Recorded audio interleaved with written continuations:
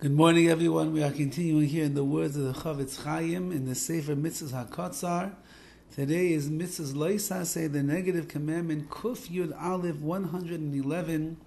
Shelo legalais ervas ha'av b'mishkav zachar. A person is not allowed to uncover the nakedness of his father in a mishkav zachar way, in a homosexual type of a way. Shenemar, like it says, ervas avicha loisegale, the nakedness of one's father, you're not allowed to uncover. V'zelav noisev al mishkav zachar. This is an additional prohibition of lying carnally together with a man. As we will see coming up, there's a prohibition of homosexuality from the Torah.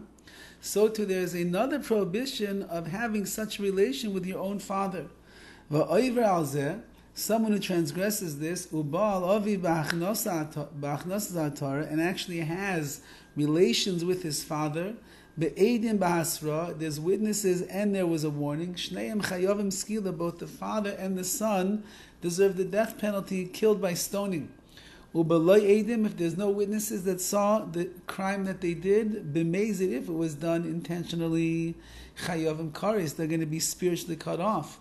Ubishoygeg, if it was done unintentionally, exactly how that would be, the son didn't realize, they didn't know what was going on, whatever would be the story, chayiv shtei chatos, each one has to bring a korban chatos, a sin offering, mishum lav zeh, because of this lav, this prohibition, umishum bala zocha. And there's a second prohibition over here, which is you're not allowed to have, a man cannot have relations, the homosexual relations with another man. So it's two prohibitions in one. This is something that applies everywhere, all of the time. Obviously, it's referring to men in this particular case. Next mitzvah, Kuf Yud Beis, number 112. Mitzvahs Loisase, the negative commandment shall love al imay, that a person should not have incestual relations with his mother. So the Torah itself, you see, warns about things that perhaps on the surface isn't obvious. Nevertheless, the Torah understood that there are things that are going to be within the psyche or in the desires of a person. There are things that will happen, unfortunately, and therefore the Torah warns us not to do these particular things. You cannot have incestual relations with one's mother. Shenemar, like it says, v'ervas imecha loisegale, the nakedness of your mother you're not allowed to reveal. Even if she's not your father's wife, which means your father had relations with this woman out of wedlock, they never got married, but you are the product of that union. Raki imay al yedei nos, she's your mother, even though it came through illicit relations. Mikol malkem imahi, nevertheless she's your mother, and therefore you cannot be together with her. It doesn't matter whether you have relations with your mother while your father's still alive or after the father has passed away. Doesn't make a difference. It's a din. It is a law within having incestual relation with your mother. If there would be witnesses and they warned you, chayavim skila.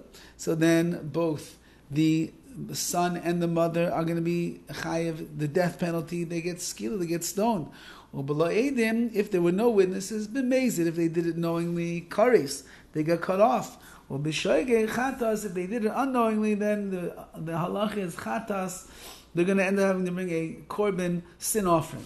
V'imhi eishes aviv, and if she is the father's wife, so then, which means your mother who is also your father's wife, chayiv shtayim, then you're going to be obligated two offerings. Why? Mishum imay, mishum eishes avi. Number one, she's your mother. Number two, she's your father's wife. So that's two prohibitions. Umadivei seifrim, the sages came along and they added the following: Hanikra shniyos derabanan. This is called a secondary or rabbinical illicit relations. Asagam be'em ima, which means the Torah says it's only your mother you cannot be with. But the Rabbanan came along and they added, so too your aim ima, your mother's mother, your grandmother, also is a prohibition. And there's no break in that chain, which means your mother's mother, your mother's mother's mother, your mother's mother's mother's mother, the grandmother, the great grandmother, all the way back. All of those women are going to be usher to you, and you'll be obligated in these penalties as well. The aim avi imay bilvad. says the Chavetz Chaim over here, the father's aim avi imay bilvad.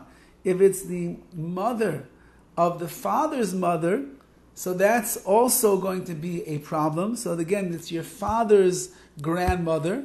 That will also be a problem.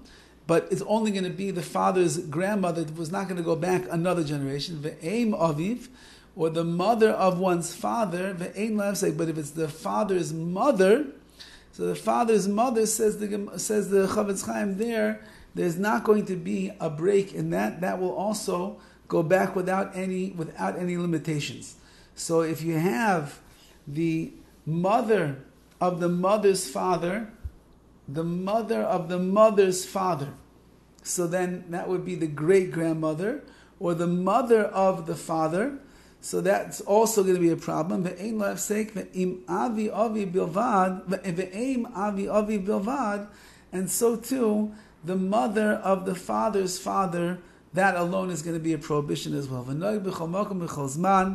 any case, says the Chavetz Chaim, all of these things that touch upon the relationship of the mother, of the grandmothers on either sides, but certainly that which is coming from the mother directly herself, obviously all these things are ancestral relationships, and a person has to steer clear of them without any leniencies involved. This is something that applies all the time, everywhere, all of the time. Person must be very careful. Again, it would seem like a no-brainer over here. We understand that incest is a terrible thing, yet the Torah speaks about the prohibition of it, because as we look around the world today, there are many things that the Torah said thousands of years ago that a person should not do. And today all these things are becoming not only permissible, the world is encouraging things today that we never saw before in our entire lives. So it would seem to be that what the Torah is telling us is that why should the world stop at transgender and homosexuality and all those things? Why should it stop in that? Maybe the world is going to get to a point where it says, you know what, if a person was born with a desire to have incest with their mother and their father, so then why should we stop them? They have to do what they have to do. And the Torah is telling us, no, that just like the other things are prohibited, these are also prohibited over here as well. And even though that we live in a society that's telling everybody it's normal and it's okay and it's acceptable, if the Torah says that it's not acceptable, then a person will have to do everything in their best abilities to find a way to live in congruence with HaKadosh Baruch Hu's master plan of the universe. Have a wonderful day.